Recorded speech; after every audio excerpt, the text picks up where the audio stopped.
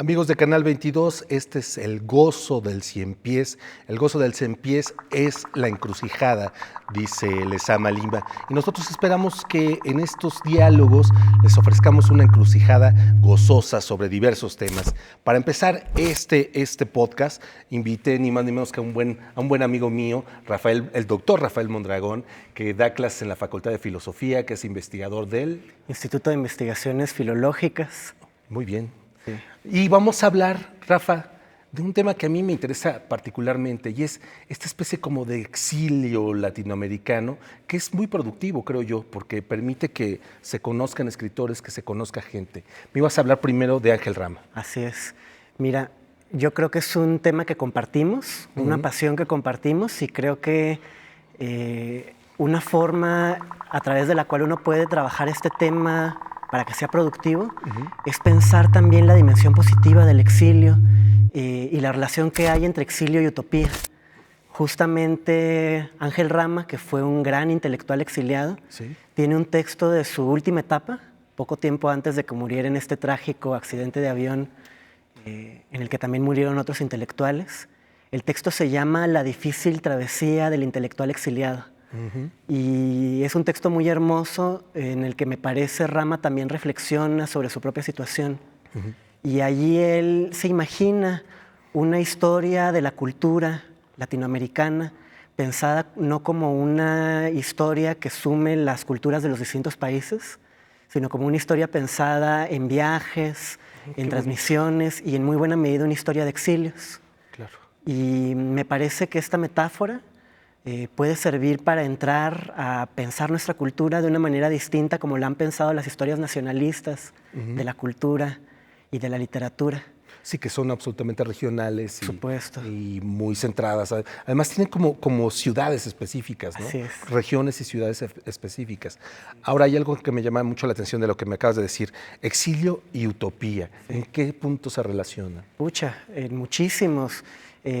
Uno podría decir incluso en un primer nivel, porque muchos de nuestros grandes utopistas, por necesidad, han tenido que ser viajeros. Claro. Han tenido que construir en lugares lejanos a los lugares en los cuales nacieron. Y también quizá en un sentido más profundo, porque la búsqueda de la utopía es también un viaje, ¿no?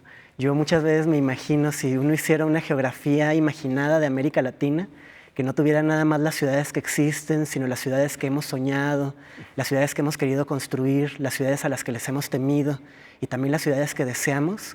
Ese mapa también diría muchísimo de lo que somos, probablemente tanto o más que los mapas que ya tenemos. Claro, y además es un mapa como borgiano, ¿verdad? Por supuesto. Es un mapa de puras ficciones. Claro. Hay algunas utopías en específico de las que queremos hablar, Rafa. Claro. Por ejemplo, bueno, uno tendría que pensar en ese mapa de Américas imaginadas, en las utopías construidas por grandes intelectuales, algunos de ellos exiliados, que trataron de construir en estas ciudades modos de convivencia alternativos a los modos que existían. Pienso, por ejemplo, en las escuelas modelo de un gran intelectual de principios del siglo XIX que es Simón Rodríguez, el maestro de primeras letras de Simón Bolívar, él mismo un gran viajero, qué maravilla. Un utopista. Él tuvo que salir exiliado de la Nueva Granada, del virreinato, a finales del 18. Decían que había participado en la conspiración de Gual y España, que fue una de las primeras conspiraciones para liberar nuestros territorios. Probablemente esto no sea cierto, pero seguramente sí estaba metido en cosas extrañas. Claro. Él en Francia fundó, junto con Fray Servando Teresa de Mier, una escuela de enseñanza del español. ¿En Francia? En Francia. Estuvo en Jamaica, en donde se metió a estudiar lenguas con los niños de una escuela básica. Estuvo en Londres, en donde le ayudó a Andrés Bello a encontrar sus primeros trabajos y desarrolló métodos pedagógicos extraños, que esto mucho tiene que ver con el viaje y con la utopía, que algo anticipan de los experimentos pedagógicos del siglo XX, de Montessori y otros. ¿Sí? Métodos en los que se trataba de pensar a través del cuerpo y con el cuerpo. Y una vez que regresa a América, cuando su discípulo Bolívar se ha convertido en el libertador, Rodríguez es un gran defensor de la educación popular y funda, primero con el apoyo de Bolívar y después por su propia cuenta, cuando los demonios de la política lo han alejado del poder. Ajá. Algunas escuelas que son al mismo tiempo comunidades utópicas, en donde los niños deciden junto con los padres de familia el funcionamiento de la escuela, en donde las niñas reciben educación junto con los niños, en donde... Cuando eso no se usaba ni remotamente. Pero por supuesto, y cuando no todos los proyectos de educación popular realmente estaban pensando darle ejercicios útiles, decía Rodríguez, que permitieran que los niños aprendieran la sociabilidad, el saber por excelencia para conducirse en la vida, que yo lo traduzco como un saber que tiene que ver con la capacidad de saber escuchar, saber decidir, saber organizarse, saber hablar. Claro. De las escuelas de Rodríguez salieron algunos de los principales líderes artesanales de la segunda mitad del siglo XIX.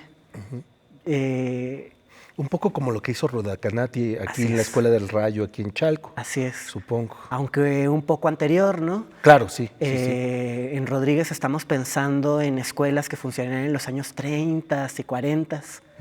Y bueno, hay un montón de pensadores olvidados que participaban del ambiente de las escuelas de Simón Rodríguez. Santiago Ramos, el Quebradino, por ejemplo, un gran líder artesanal de Chile, que como Rodríguez era tipógrafo. Era tipógrafo. Era un filósofo tipógrafo que trató de escribir un ensayo filosófico a la manera de una novela por entregas. Sociedades Americanas en 1828 se llama la obra. Ah, qué maravilla. Un poco como Voltaire. Wow, claro, pero también un poco como Tristram Shandy, Ok. con la idea de inventar una escritura que existiera nada más en ese libro y fuera capaz de hablar desde la corporalidad, de notar los gestos, de notar el cambio en la voz, de notar el movimiento del cuerpo y las emociones. Ángel Rama, que fue un gran estudioso de Rodríguez, Sí.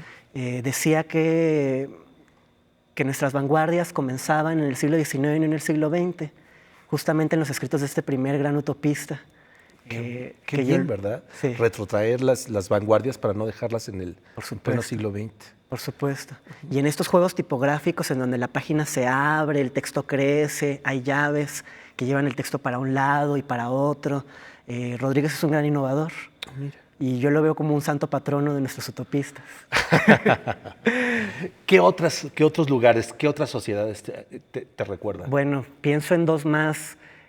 Aquí en México, Topolabampo, fundada por Albert Owen, un hijo de cuáqueros, que trató de hacer esta sociedad ideal que subsistió durante algunos años en el norte de nuestro país.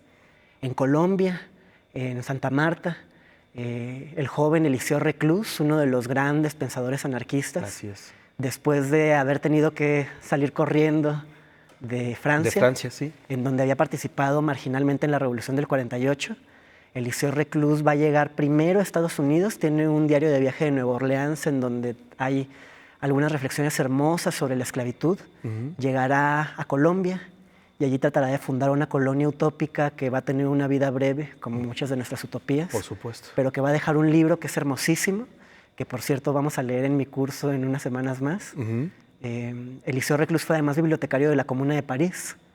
Es el bibliotecario. Así es, porque la Comuna de París tuvo una biblioteca, por supuesto. Claro, sí. Es además el fundador de la geografía humana, un gran científico y un hombre justo y bueno sobre todo, ¿no? Además veían la geografía como una parte del proceso de la naturaleza, Así digamos. es. Es decir, no como un asunto social, Así sino es. natural. Así es. Eso que dices es muy interesante, fíjate. Frente a los modelos que oponen la naturaleza y la cultura, como el de Hegel, Eliseo Reclus está más cerca de otros pensadores como Schelling. Piensa la historia del planeta, porque el planeta tiene una historia, en diálogo con la historia de la humanidad. No necesariamente es la lucha la única manera en que la humanidad se relaciona con la naturaleza. Por el contrario, su obra maestra, El hombre y la tierra, una copia de la cual está en una biblioteca anarquista maravillosa que tú conoces, ¿no? Sí, aquí en la Ciudad de México. La Biblioteca Social Reconstruir, que es otra pequeña utopía. Sí. Es un libro en 5 tomos o 6 que trata de contar una historia que parecería imposible de contar, ¿no? Que es la historia del planeta, la historia biológica, geológica, física del planeta y la historia de la humanidad, la historia de la naturaleza y la historia del ser humano conviviendo a través de milenios de historia como un proceso único. en el cual la naturaleza se va humanizando y el ser humano va adquiriendo cada vez más conciencia a través de las muchas culturas de su papel en el planeta. Ese es el segundo gran utopista Claro. del que valdría la pena hablar, ¿no? Pues Ralfa, yo creo que te voy a volver a invitar para que sigamos hablando de utopistas y de estos que se nos quedaron en el tintero, que son muchos. Órale. ¿Te parece? Bueno, pues muchas gracias. No, gracias a ti, Rafael, por quedarte con nosotros un ratito. Nos despedimos por ahora y recuerde que cada semana vamos a tener una cápsula más. Gracias.